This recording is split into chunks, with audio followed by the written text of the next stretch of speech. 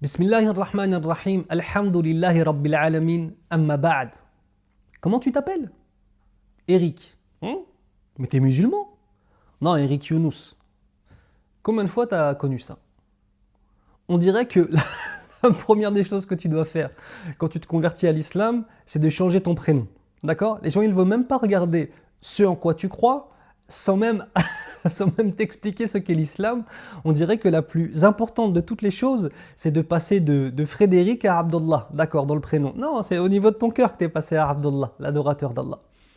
Donc une question qui se pose, est-ce obligatoire de changer de prénom lorsqu'on se convertit à l'islam? Alors, on va déjà regarder un petit peu sur le côté historique. Qu'a fait le prophète sallallahu alayhi wa sallam? Est-ce qu'à partir du moment où les Arabes de l'époque du prophète sallallahu alayhi wa sallam se sont convertis à l'islam, et bonne nouvelle, hein, je vous rappelle une chose, les compagnons étaient des convertis à l'islam, comme nous, d'accord? C'est pas une chose nouvelle la conversion à l'islam. Lorsqu'ils se sont convertis à l'islam, est-ce qu'on leur a ordonné de changer de prénom? La réponse est non. Omar est resté Omar, Abu Bakr est resté Abu Bakr, Ali est resté Ali, etc. Ceux qui n'avaient pas des noms de prophètes, tels que je ne sais pas, que Moussa, Isa, Yunus, Hud, Saleh, eh bien les autres qui n'avaient pas des noms de prophètes, on leur a pas ordonné de changer de prénom. Le prophète sallallahu alayhi wa sallam a changé deux types de prénoms et il a ordonné de changer pour deux types de prénoms. Premièrement, le type de prénom lié à l'adoration d'un autre que lui. Il y avait par exemple un nom qui était Abd Shams, l'adorateur du soleil. Eh bien lui, il faut maintenant qu'il s'appelle Abdullah, ou bien Abdurrahman, ou bien Abdul Hakim. D'accord? Pourquoi? Parce que on passe d'un nom qui renferme du polythéisme, et on a déjà défini ce qu'était le polythéisme, un nom qui renferme du polythéisme, d'accord? Eh bien on va l'enlever pour, au contraire, un nom qui exprime l'unicité absolue d'Allah et l'adoration d'Allah Azza wa Jal. Autre type de prénoms qui ont été changés, ce sont les prénoms qui signifiaient une caractéristique physique ou bien alors de caractère qui était néfaste. Imagine-toi une personne que tu vas rencontrer qui s'appellera l'avare, le nerveux, c'est son prénom.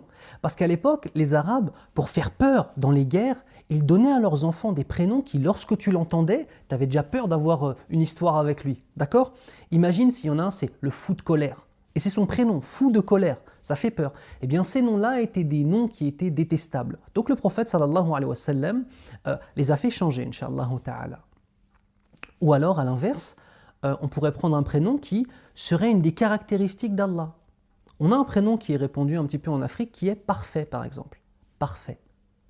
Ce prénom, par exemple, en islam, il pose problème. Pourquoi? Parce que Al-Kamal ou Lillah, il n'y a qu'Allah qui soit parfait. Donc une personne qui s'appellerait parfait, ou une femme qui s'appellerait parfaite, cela pose problème.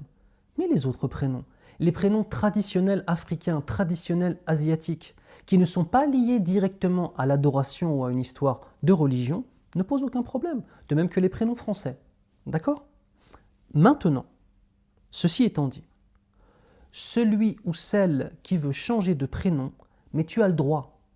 Et il n'y a personne qui n'a le droit de te dire « ne change pas de prénom ». C'est toi et ton histoire, mon frère. C'est toi et ton histoire, ma sœur. Tu as envie d'enterrer ton passé et de prendre un nouveau prénom. Marhaban, c'est ton droit. Et personne n'a le droit de te dire « ce n'est pas islamique de faire cela ». Tu fais ce que tu veux. Si tu as envie de changer de prénom, tu as le droit de changer de prénom. Mais ne pense pas que ce soit une obligation. C'est simplement ça que je veux te dire. D'accord? Ça, c'est très très important. Le prénom, tu peux le choisir. Maintenant, sur le choix du prénom, on va peut-être discuter un petit peu. Ce que moi, je te conseillerais, si tu veux prendre un prénom musulman, prends un prénom musulman dans le sens où soumis à Allah, et non pas un prénom arabe. Le sens soumis à Allah, ce sera par exemple le nom d'un prophète. Moussa, Daoud, Yunus, Hud, Ibrahim, Saleh, etc. Prendre le nom d'un prophète, par exemple. Ou bien alors prendre le nom d'un des compagnons du prophète sallallahu alayhi wa sallam. S'appelait Omar, en référence à Omar ibn Khattab. S'appelait Abu Bakr, en référence à Abu Bakr Siddiq. S'appelait Ali, en référence à Ali ibn Abi Talib. Ou bien Uthman, en référence à Uthman ibn Affan, etc. etc. D'accord? Petit conseil, prends un prénom que tu sais prononcer. Si tu ne sais pas faire le tha, ne prends pas comme prénom Uthman, par exemple. D'accord? C'est important. Si tu ne sais pas faire le Ain, A, ne prends pas Omar. D'accord? Afin justement de garder la prononciation réelle du nom. D'accord? Ou bien alors prendre le nom d'un personnage illustre de la communauté musulmane. D'accord? Par exemple, Malik pour l'imam Malik. Nu'man pour Nu'man ibn Thabit, l'imam Nu'man ibn Thabit. D'accord? Etc. Bien que les deux prénoms que j'ai cités soient aussi des prénoms de compagnons. Donc, Shahid, l'important c'est que, premièrement, il n'y a pas d'obligation islamique, de changer de prénom. Deuxièmement, si tu as envie de changer de prénom, tu changes de prénom et personne n'a à te dire, d'une part, il faut que tu changes ou d'autre part, ne change pas. C'est ta décision. Et personne n'a le droit de te dire, fais-le ou ne le fais pas. Ça, c'est ta décision à toi. Troisièmement, et c'est simplement un conseil, si tu décides de prendre un nom que tu imagines dans ta tête musulman, d'accord, ce n'est pas forcément un prénom arabe, mais c'est un prénom qui fait référence à un héritage islamique ou alors un héritage des prophètes, Inch'Allah. D'accord?